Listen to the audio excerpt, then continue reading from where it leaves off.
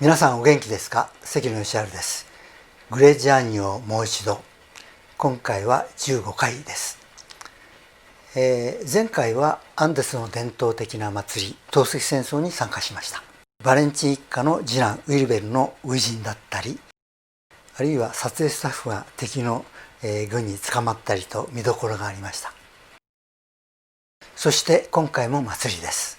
この祭りは近隣から5万人の人が集まる規模では世界一の巡礼祭と言われています。さあ、どんな旅になるでしょうか。一緒に見ていきましょう。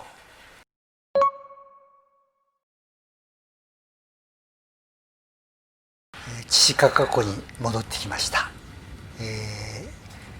湖岸の、プーノという町です。ここからまたペルーの旅が始まります。久しぶりの自転車ですね。また荷物を積んで。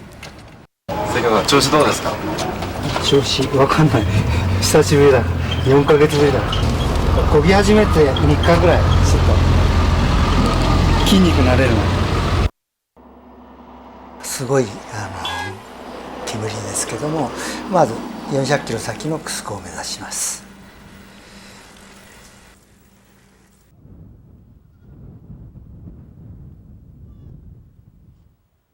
ここはインカ帝国の遺跡で、クスコの前の関所ですね。こういう遺跡はアンデスの至る所にあります。アンデスは知ってると起伏が多いんですよね。こういう石だらけで登りだと、押して歩くしかない。で、クスコに着きました。この建物はスペイン風なんですけども、スペイン人たちがここを植民地したので、ここにそういう跡が残っています。ペルーっていう国は6割が実は混血で、3割ぐらいが先住民、あとは 5% ぐらいが白人なんですけどね。クスコから100キロぐらい離れたシナハラ山群の谷までアンデス最大の祭り、年に一度5日間開催されますけども、近隣の先住民の人たちが結構多いんですね。近くの人たちをこうやって薪とか食料を持ってくるし、遠くからはトラックでやってきます。最初にも言いましたが、ここには5万人の巡礼者たちが集まってきます。ここ標高4600メートルのところにあるこの礼拝堂がこの、祭りの中心になっています。この今日十字架には布がかかっているんですけど、それにキスをすることは神に挨拶することになるんだと思います。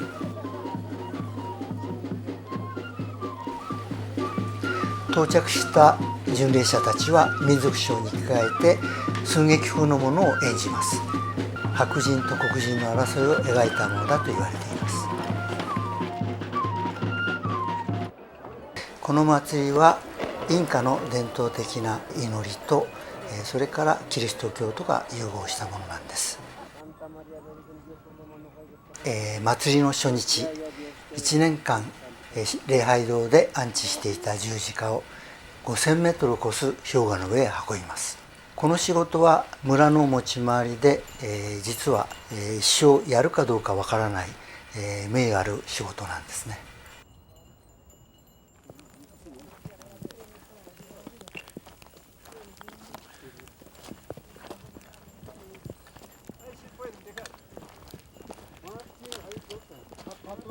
彼ら靴が雪道に適さない革靴だったり、厚い靴下を履いてるんですけども草履で来る人たちもいる。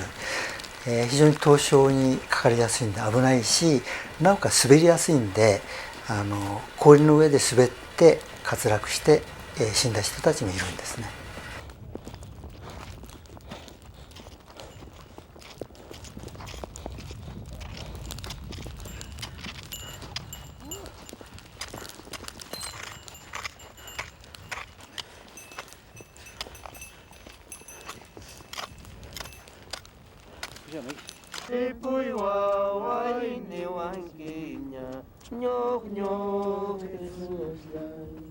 Ripoy waway ni wangkinya Nyok nyok Jesus.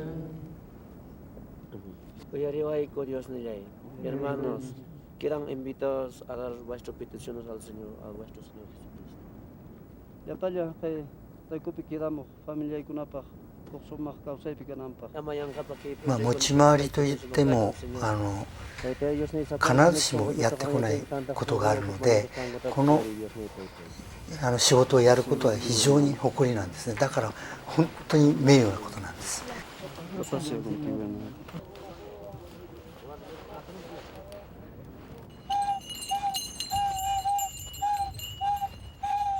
まあ夜になってもここを離れない、そういう、まあ離れがたい思いがみんなにあるんでしょうね。これは聖地でこうトラックの模型を持ってきて引っ張ることによっていつか自分がトラックの、オーナーになれる。この人たちは、家を作ってるんですね。そのことによっていつかは家が叶う。で、まあこう既成の家を持ってくる人も最近はいるんですね。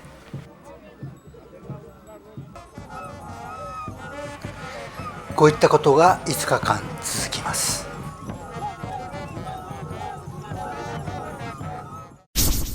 この祭りは、現地の、ケチュア族の言葉で、コユリーティ、コユが、星、リーティが雪を表しています。非常に壮大な祭りで、カトリックとインカの伝統をミックスしたものですけども、やっぱり音楽がすごいんですね。300の村から来ていて、300の村が、まあ、一緒に合奏じゃないんですけども、それが微妙にこうシンクロして、そのただ徹夜なんで、まあ熟睡することは諦めた方がいい。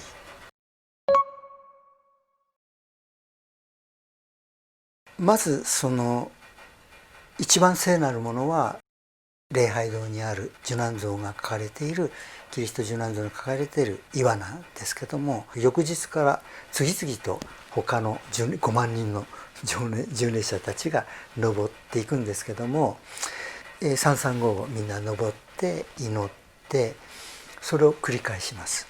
その後もう一つの聖地があるんですよ。何かっていうと30キロ離れたところにマヌエル君が消えた時に大きな岩にマヌエル君が木の十字架に変わってた。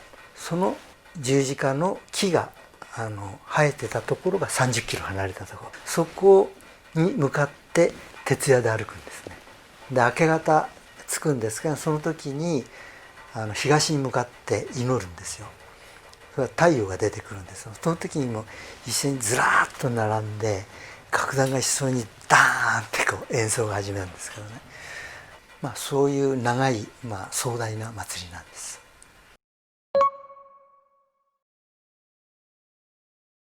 非常に複雑です。これがインカの時から行われている巡礼祭じゃないんですね。で、インカをスペインが滅ぼすわけですけども、どっかが別の地域を侵略する場合必ず大義名分が必要なんですよ。でアメリカがイラクを侵攻する時も大量破壊兵器があるからとか独裁とか言ってますよね。だから同じようにスペイン人も大義名分が必要としたわけです。それが何かというと、彼らは宗教を知らない、特にキリスト教聖書の教えを知らないというので、それを彼らに授けようという、それが大義名分なんですね。それで実際に滅ぼしたわけです。で、それから布教に行く全国行くわけですけども、でその布教も非常に大掛かりで、宣教師が一人のために必ず軍隊がつくんです。で場合によっては一人の宣教師に対して50人の軍隊がつくとかね、そういう力で布教させようとしたけども、もう何年経っても布教できないんですよ。でなかなかうまくいかないので、それでできたのが一つはこの祭りなんです。巡礼祭で作ったんですよ、神話あるいは伝説を。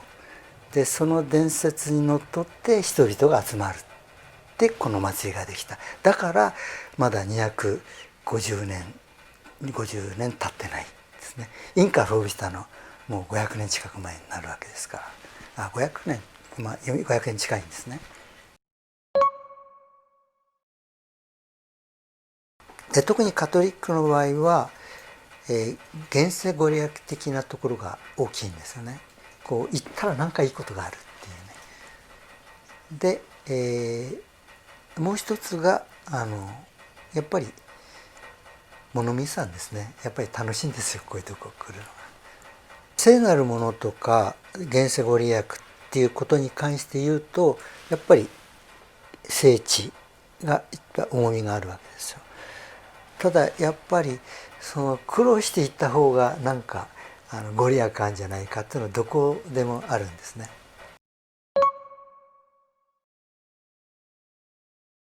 一番有名なのは、で僕も何回も言ってるのはチベットですね。有名なのは、カーリンポチェって青山カイラスって山があるんですけども、仏の家臣じゃないかっていう、非常に荘厳な山ですけども、そこにお参りする。チベット人っていうのは旅する文明人って言われていて、でなぜ旅するのかというと、一つは交易の民なんですね、彼らは。でもう一つが信仰、巡礼なんです。で、ただ両方ともね楽しそうなんですよ、やっぱり。だから物見えさんも兼ねてそれは似てますね。だけどカトリックと違う星と雪と巡礼祭と違うのは、あんまり現世ご利益的ないことはないんですけども、やっぱり大きいのはやっぱりなんで巡礼するのっていうと、もう一つは生きとし生けるものが幸福になるようにっていうふうに言うんですね。だからその物質的な富じゃなくてとにかくいいことすればいい来世に行ける。ところがそれがなくなると、欧米とか日本みたいに物が神様になったりお金が神様になったりするわけですよね。いかがでしたか。今日はここまでです。気に入っていただけたらぜひチャンネル登録に、登録してください。またこのグレジャーに、もう一度、気に入っていただけたらぜひ拡散して多くの人に見ていただけたら幸いです。ではさようなら。